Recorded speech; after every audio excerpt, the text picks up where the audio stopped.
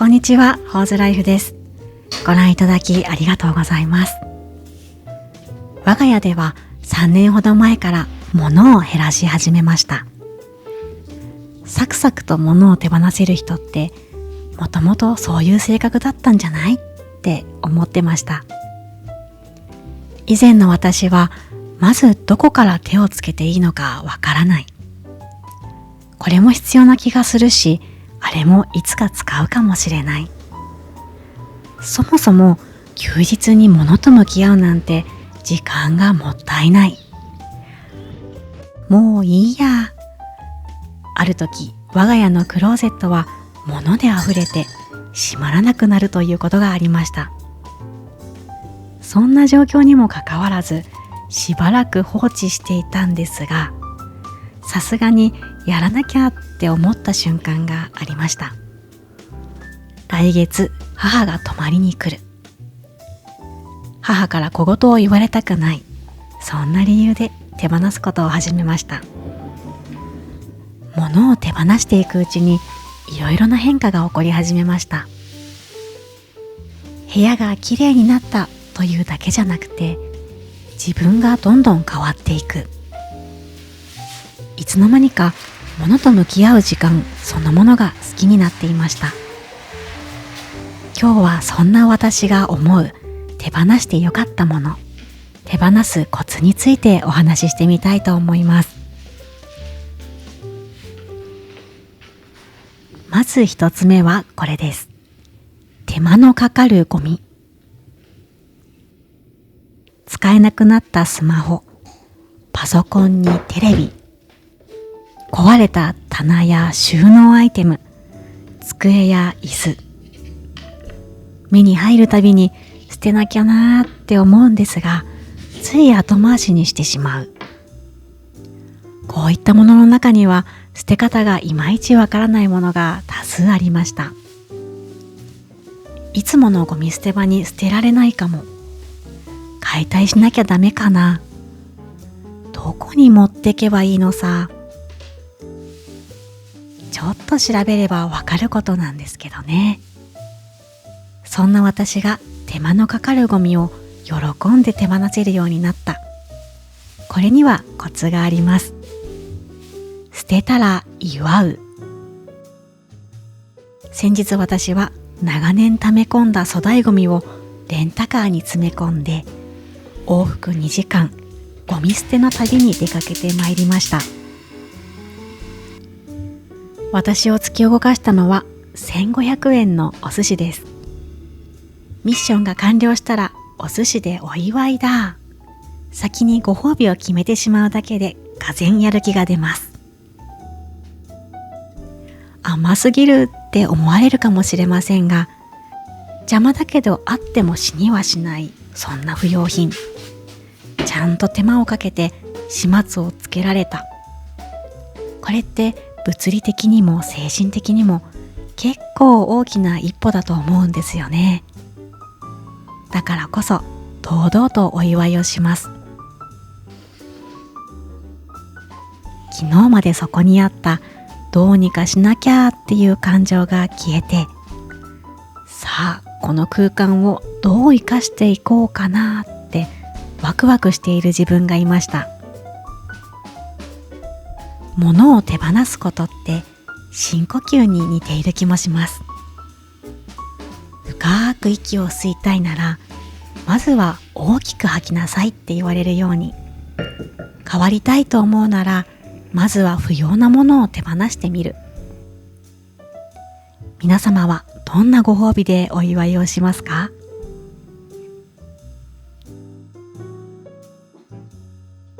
期限切れのもの。期限があるものといえば、食料品、医薬品、クーポン割引券、保証書、化粧品などでしょうか。期限が決まっているからといって、これまだ使えるかなって毎日目を光らせ続けるのは現実的に難しいですよね。我が家では期限切れ探しの時期をあらかじめ決めてしまいました。年に2回、春と秋。前回ご紹介させていただいたんですが、断捨離月間と称して年に2回家のものを見直しています。隠れミッキーを探すのとは違って、期限切れを発見してもやったーってならないのが悲しいところ。医薬品は使い切らないことに越したことはありませんが、調味料や化粧品、できる限り空っぽを見届けたいです。いかに期限切れを生み出さないか、工夫をし始めたら見える景色が変わりました。どんな工夫をしたのかというと、調味料をたくさん余らせてしまったなら、次は思い切って買わずに様子を見る。案外ないならないで問題ないものが出てくるんですよね。何十年もあって当たり前だと思っていたドレッシング、焼肉のタレ、コンソメ、中濃ソース、ケチャップ。買わないで様子を見ることにしたら、調理を工夫したり、別の調味料で代用するようになったり。あれ？しばらく買ってないけど、私困ってない。当たり前の殻が破れた瞬間でした。それから化粧品。たくさんのアイテムを持っていましたが、使い切れる分、1用途1アイテムに絞りました。メイクの楽しさが半減するかもって思っていましたが、減らしたことで新しい楽しみを見つけました。メイクの濃淡を変えるだけでも全然違う、楽しい。物を減らすことで新しい発見がある。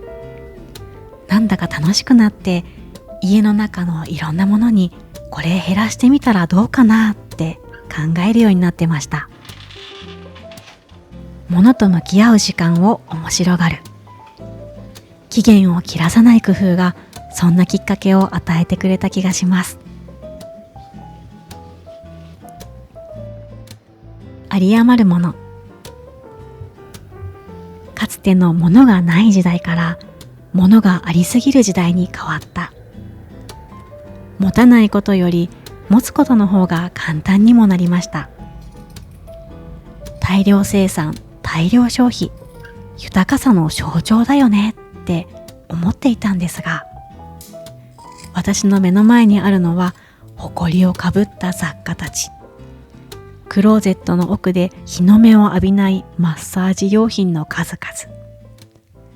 たくさんあっても純粋に喜べなくて、豊かさも実感できない。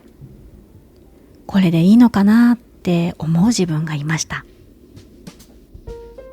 増やしても増やしてももっと新しいもの、もっと高級なもの。常に飢えている虎の気分。そんなモヤモヤを晴らしてくれたのは、有り余るものを手放すことでした。特に同じ機能で複数あるもの。今の自分が必要な量に減らしてみる。ボールペンや消しゴム、ハサミ、カッター、ホチキス、ノートにシール、レターセット、ファイル、延長コード、充電コード、イヤホン、洋服、靴、バッグ、お皿、計量カップ、エプロン、ミトン、ピーラー、缶切り、ショップの紙袋、瓶、缶、保冷剤。手放す過程で迷子になることもよくありました。どれ残そう？選べない。わからなくなってきた。迷子になってしまったときは、これがおすすめです。残す個数、残す量を決めてしまうこと。いつか使うかもよって未来の想像を広げすぎずに、今の暮らし、今の自分に必要な数だけ考えます。筆記用具は筆箱に入る分だけでいいし、ハサミ、カッター、ホチキスは一つずつあればいい。靴下、下着、肌着は4セット。バスタオルは1人1枚ずつ。パジャマは春夏2セット。秋冬にセット。紙袋はここに入る分だけ。量や個数を決めたらゴールがはっきり見えるようになって迷いが格段に減りました。それからこんな不安も出てきたんですよね。これ捨てた後にやっぱり必要って思うかも。不安になると途端に手が止まってしまう。そんな時は保留袋を作ります。捨てるべきか悩んだもの、袋に入れてしばらくないものとして過ごす。忘れてはならないのが保留期間を書き留めておくことです。私の場合3ヶ月。期間を書かないと袋ごとクローゼットの化石になるので、そこだけは要注意です。袋を開けることがないまま3ヶ月。なんだ、なくても大丈夫だ。というか、存在忘れてた。最初はあんなに悩んだのに、あっさり手放せたりする。手元に残ったものは本当にわずかです。でも不思議なのは、物が減ったのに失ったっていう感覚はなくて、何かで満たされたような充足感を感じたことです。なんというか、物が一つ一つ命を吹き返して、それぞれの個性を輝かせているように見えたんですよね。こんなにいいものを持ってるんだから大事に使いたいって思うようにもなりました。簡単に物を増やさなくなって、セール会場を素通りできるようになった。物の量は豊かさとは関係ない。新鮮な体験でした。手放したいのに手放せないもの。ここまでやる必要あるかなって思いましたが、今でははっきりと言えます。やってみてよかった。心のどこかでは手放したいって思っているのに手放せないもの。私にはたくさんありましたが、どうしても一歩が踏み出せませんでした。これ高かったんだよな。いつか何かで使えるかもしれないし。だけど心の奥底では分かってたんです。多分これからも使わない。このまましまっておく方がずっともったいない。捨てたい自分と捨てたくない自分。この矛盾に落としどころをつけるために、自分の中に新しいカードを持つ必要がありました。王道な方法だと誰かに譲る、売る。これがやっぱり一番気持ちよく手放せますよね。でもそれだけではどうしたって片付かない。あんなにときめいたのに着なくなってしまった洋服。この部屋にぴったりって思ったのに、今ではしっくりこないオブジェ。私自身長い間気づかないふりをしてきましたが、こういったものを見るたびに自分にバッテンをつけていたんですね。買ったのに使いこなせない自分、物を大事にできない自分、簡単に飽きてしまう自分。手放したいのに手放せなかった理由は、そんな自分を直視したくなかったから。失敗だったって思いたくなかったから。もったいないという言葉を都合のいいように使っていたのかもしれません。当時の私は先延ばしという名のカードに頼りきりでした。ですが今では新しいカードが増えました。過去をまるっと感謝に変えるカード。物の数は自分を喜ばせようとした数なんだよって聞いたことがあります。今は着なくなった洋服でも最初は見るだけで嬉しかったし、着るだけで外出が楽しくなりました。当時の自分にとってはその買い物が必要だったんだと思います。選び方は上手じゃなかったかもしれませんが、その洋服は自分を幸せにしようとした証。だから自分にバッテンをつけちゃダメだよなって。そうしたらごめんねじゃなくてありがとうって手放せるようになって、過去の自分の選択を愛おしく思えるようにもなりました。どんな感情で手放すかってとても大事。ですが正直なところ、使い切れなかった罪悪感はゼロにはなりません。いや、むしろゼロにしない方がいいとも思っています。